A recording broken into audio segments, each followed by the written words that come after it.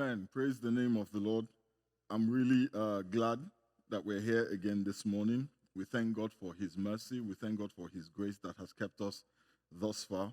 I want to just start by saying a big congratulations to the United States of America and to the President-elect, Vice President Joe Biden, and the Vice President-elect, Senator Kamala Harris.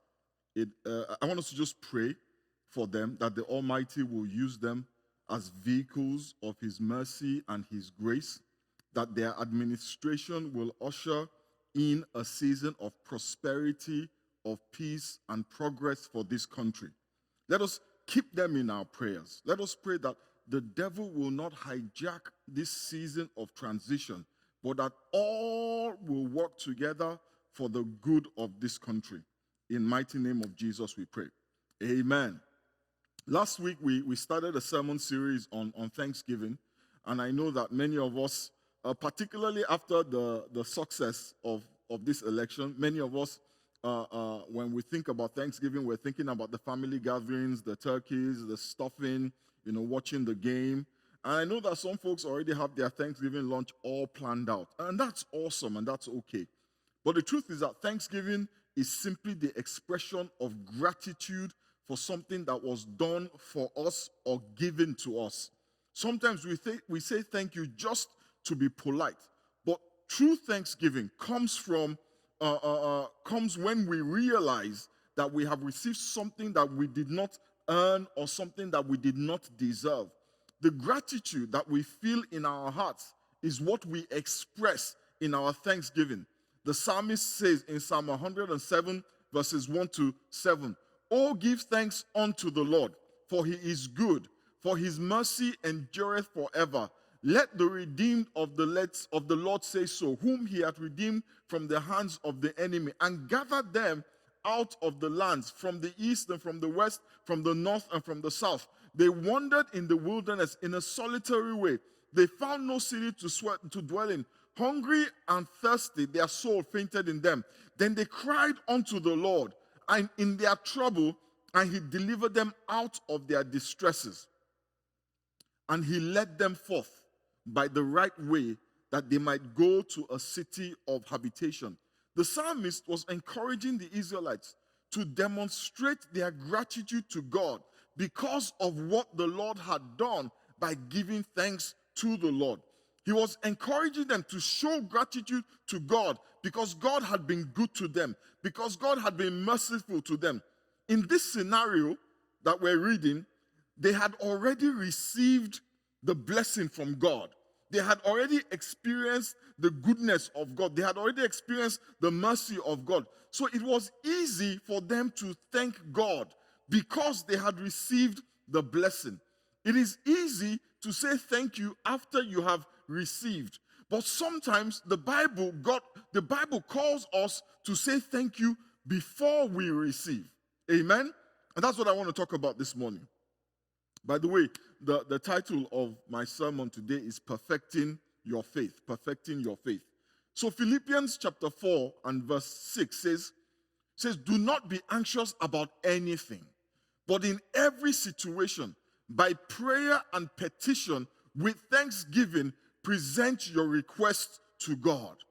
Paul, in this letter to the Philippian church, is encouraging the people on how to deal with difficult situations or challenging situations. And we know that he is talking about difficult situations because he starts the verse by saying, "Do not be anxious about anything." We're usually not anxious about pleasant situations. But when the situation is difficult, when it is challenging, we sometimes can become anxious. We get anxious because we do not know how the situation is going to end. We do not know how the problem will be resolved. And even when we know the solution, sometimes we are unable to implement it. And anxiety, is not a pleasant feeling. When we're anxious, sometimes our blood pressure goes up. Our heart is racing. Sometimes we're sweating. Breathing can become very hard. Some of us even find it hard to sleep. We get anxious when we're stressed out. We get anxious because we are uncertain about the outcome of a situation. By the way, I'm not talking about clinical anxiety. That is a totally different thing. Paul is saying that when you are in a situation that may cause anxiety, rather than giving to the anxiety, rather than becoming overwhelmed by anxiety, he says, take that situation to the Lord with prayer and petition and thanksgiving. So 3 things: prayer, petition, thanksgiving. That is the antidote to anxiety. Prayer, petition, and thanksgiving. You know, we just spent a few weeks talking about prayer in this church. So I would highly recommend that you listen to those sermons. I believe they're on YouTube now. So go to the New Covenant House channel on YouTube and find the sermons on prayer. They will bless you. Prayer is most powerful when it is a declaration of God's word. We always say that we should pray in line with the will of God. We should find out what the will of God is concerning the situation and take that knowledge of God's will into the place of prayer. The Bible says in the book of James, chapter 5 and verse 16, says, the earnest, heartfelt, continued prayer of a righteous man makes tremendous power available. Power is released in the place of prayer because we are speaking what the Lord already spoke. Power is released to implement, to effect the word of God. Jesus said in John chapter 5 verse 19, Jesus gave them this answer. The Bible says in John chapter 5 verse 19, Jesus gave them this answer. Very truly, I tell you, the Son can do nothing by himself. He can only do what he sees the Father doing. Because whatever the Father does, the Son also does. Jesus Christ had access to the power of God because he was not operating out of his own will. Everything that he did was the expression, the copy of what he already saw God doing. So as it were, God was not releasing his power to back up Jesus. He was releasing his power to establish his will. That is why Jesus Christ taught us, pray, thy will be done on earth. In order to pray for the will of God to be done on earth, we need to know what the will of God is. So when we pray, when we're in a situation that is stressing us out, when you're stressed out, when you're in a situation that you are concerned about the outcome of, when you don't know what to do, when you don't know how to fix it, when you don't know how to solve the problem, look to God. Find his word, find his will, and declare it over the situation. When you get a diagnosis from the doctor, do not be anxious, but declare his word over your body. What is his will concerning your body? The Bible says that by his stripes you are healed. When you get a bill that you cannot pay, don't be anxious. Declare his word over your finances. When your relationship is in a difficult place, do not be anxious. Declare his word over your relationship. You know, the interesting thing is, as I prepared this sermon, I went and checked the meaning, because I noticed that, you know, in that verse, it says prayer and petition. That, on the surface, seems repetitive. And sometimes, yes, repetition is for emphasis, but I was really curious, were they the same things? You know, was petition just another word for prayer? But then I checked and I did some research, and I found out that the word that is translated as prayer is in the Greek a word that is pronounced proseuche or proseuche. I don't speak Greek. Proseuche. Let's just say proseuche. Forgive me if you are a Greek-speaking person. Proseuche. And to pray, so the word for prayer is proseuche, right? The word, and then the word that is used to say to pray is proseuchomahi. So proseuche and proseuchomahi, yeah? 2 different words. The second one, proseuchomahi, means literally to interact with the Lord by switching your human wishes for his wishes. So what Paul was saying in that instance, when he said pray, he was saying take God's will. Replace your will with God's will. Be open to God's will. Declare God's will. Accept God's will.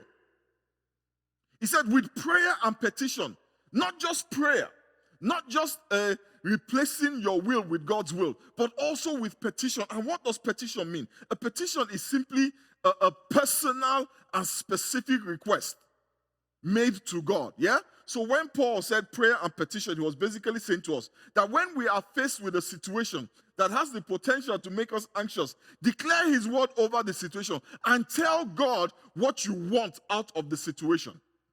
Father, I declare over this situation that Jesus was chastised for my peace. Lord, I ask you to please give me peace in my mind. Give me peace in my marriage. Give me peace in my finances. Because he was chastised for my peace. Declare his word and tell him what you want. And then Paul says, do it with thanksgiving.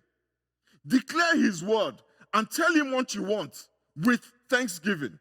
Remember that thanksgiving is an expression of gratitude for something you have received. You say thank you after you receive. But we also say thank you to people when we receive a promise and we are confident that the promise will be fulfilled. Let me give you a classic example. So I call Pastor Lanre and I say, hey, Pastor Lanre, I need you to do me a favor. Please pick me up at 4 o'clock. I have a challenge with my car. Pick me up at 4 o'clock on your way to the meeting so that we can go to the meeting together. And Pastor Larry says to me, sure, no problem. I respond to that, sure, no problem, by saying thank you. Even though he hasn't picked me up yet, I say thank you. In this situation, I am not saying thank you because he has picked me up, because I have received from him. I am saying thank you because I believe that Larry will pick me up. I believe he will keep his word. I believe he will fulfill his promise. I believe I will be picked up and I will attend the meeting because Lanre said he will pick me up. So my thank you is not in response to the action. My thank you is in response to his word. I trust his word, so I say thank you. I believe in his word. I believe he will do as he has said. I believe he will fulfill his promise. So when we pray and petition and say thank you, we are saying to God, I believe you will give me what I have requested. I believe you will fulfill your promise to me. I believe it will be unto me according to your word. When we say thank you before we receive, our thank you becomes a declaration of our faith. Hallelujah. In the book of Hebrews chapter 11 verse 1, the Good News translation of the Bible says, to have faith is to be sure of the things that we hope for, to be certain of the things that we cannot see. If you are sure that he will do what you are hoping for, if you are certain, even though you haven't seen it, then thank you becomes an expression of your being sure and your being certain. Hallelujah. You know, the Bible says faith without works is dead. That faith is activated by works. Thank you activates faith. Because thank you is the physical manifestation, the verbal manifestation of what you believe in your heart. The Bible says if you believe and you confess and you say, you will see salvation. You will receive salvation. And the word for salvation is soteria, which is deliverance. Hallelujah. In Mark chapter 11, verse 23, look at what Jesus Christ said. It says, truly I tell you, if anyone says to this mountain, go throw yourself into the sea, and does not doubt in their heart, but believes that what they say will happen, it will be done for them. Thanksgiving, my brothers and sisters, is the evidence of what you believe. So you are in a situation and you declare the word of God over that situation. It is written, by his stripes I am healed. I have declared the word of God. And then I say to God, Father, according to your word, let it be unto me. Let me receive healing in my body. Let me receive healing in my mind. I have declared his word. I have made known to him what I want. and then I thank him. Now, the reason why I thank him is because A, I believe his word, and B, I believe he will answer me. If you believe his word and you believe he will answer you, you will say thank you. Thank you is a manifestation of faith. You cannot truly say thank you if you are not sure, if you are not certain. Now, imagine if Pastor Lanre said, yeah, sure, I'll pick you up, no problem. I'll pick you up at 4. And I said to him, Pastor Lanre, thank you. But as soon as I get off the phone with Pastor Lanre, I call Pastor Femi to please come and get me at 4. Now, if you ask me what was I doing, I would say, well, you know what, just a backup plan. Yeah, just a backup plan. Just in case, it's good to have plan B. It's good to always have, alternatives. Why would I need an alternative? Why would I need plan B? Why would I need a backup plan if I was sure and I was certain? Plan B is an indication that I am not sure, that I am not certain. I love Lanre. I love him. I believe he's a good guy, but I just don't trust that he will come through for me. So many of us are like that. We love God. We love God. We believe that he's a good God, but we just don't trust that his goodness will extend into this situation that we are in. So we pray, we give thanks, but then we go and look for plan B. In that instance, thank you is not an expression of gratitude. It's just a reflection of politeness, or in this case, religiousness or religiosity. When we pray and petition God with thanksgiving, then arrange for plan B, it is because we are not certain. It is because we are not sure. In the same way that thanksgiving shows faith, plan B shows uncertainty. But you know what? Having said that, what I love about God is that even when our faith is insufficient, he does not judge us, he does not dismiss us, he does not abandon us. When you feel your faith is not enough, when you feel doubt creeping into your heart, God does not turn his back on you. When you are in that place, and the reason why I say this is because many times we find ourselves in a place where the problem that we are facing is just so big. When the magnitude of our burden is so heavy that we are unable to comprehend how God is going to do it. We are unable to see how it is going to happen. Look at what the Bible says in Hebrews chapter 12, verse 2. It says, fixing our eyes on Jesus, the pioneer and the perfecter of faith. When your faith is weak, when the magnitude of your problem makes it hard to believe that God can deliver you, fix your eyes on Jesus. The Bible says he is the pioneer and the perfecter. That the King James Version says he is the author and the finisher of our faith. That means he starts our faith and he perfects our faith. That is why Jesus said, if you have faith as small as a mustard seed. There's something the Bible calls, hallelujah. If you have faith as small as a mustard seed, but the Bible also talks about great faith. So, sometimes you are able to transition from mustard seed faith to great faith. Amen? But guess what? When you have mustard seed faith, it's okay. Because Jesus supplies the rest of the faith that is required to get your miracle. All you need in any situation is faith enough to believe in Jesus. Hallelujah. And guess what? He already has given you the mustard seed faith. Because no matter how hard it is for us to believe that God will deliver us, somehow we're able to believe in Jesus. Somehow. The Bible says in the book of Ephesians chapter 2 verse 8, I'm talking to somebody this morning. You're struggling to believe that God can do it, but you believe in Jesus. The Bible says in Ephesians chapter 2, verse 8, it says, "For it is by grace that you have been saved through faith. And this is not from yourselves. It is the gift of God." Your faith, your mustard seed faith is the gift, is a gift from God. Hallelujah. Jesus is the pioneer of our faith. He is the author of our faith. Thank God. He is also the finisher and the perfecter of our faith. Hallelujah. And that is why Paul said, "It is in him that I live and I move and I have my being." My faith connects me to Jesus. Jesus' faith connects me to my miracle.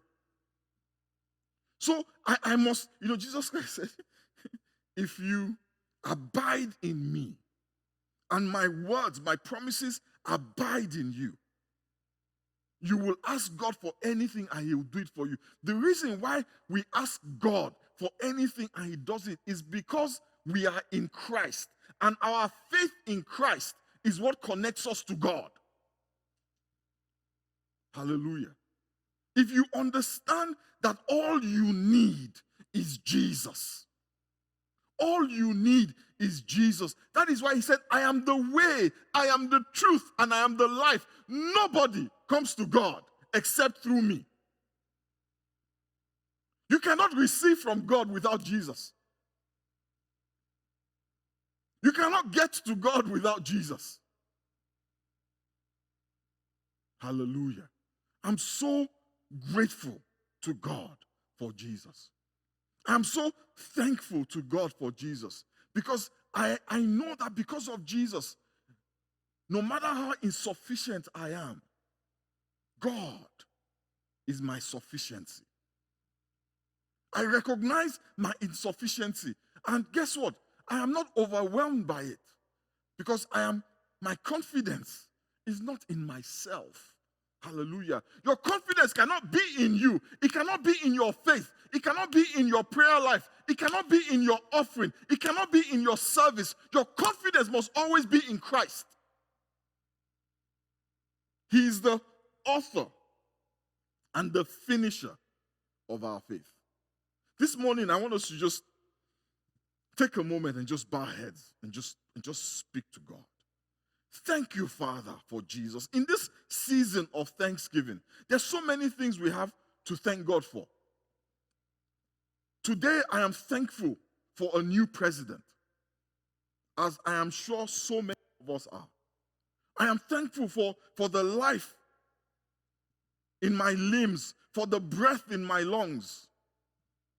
I am thankful for a roof over my head, for food on my table, for clothes on my back. But I am most thankful that I have Jesus. Because with Jesus, I have access to God. With Jesus, I have perfection. With Jesus, I have great faith. With Jesus, I am righteous. Father, we thank you. Father, we bless you.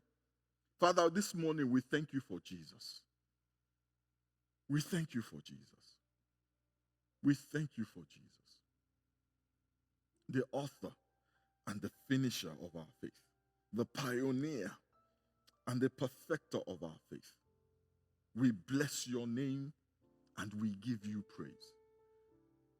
Father, help us to keep our eyes on Jesus. Help us to keep our eyes on Jesus. Help us, Almighty God, to see that all we need is Jesus. Thank you, Father. Blessed be your holy name.